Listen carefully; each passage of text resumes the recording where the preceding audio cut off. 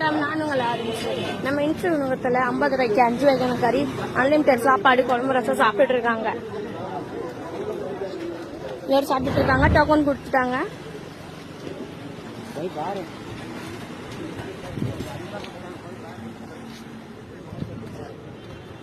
Time வந்து 12 to 2 1:30 மணிக்குள்ள தான் கிடைக்கும். டோக்கன் வாங்கி சாப்பாடு வாங்குறதுக்காக லைன்ல நின்றுட்டு இருக்காங்க.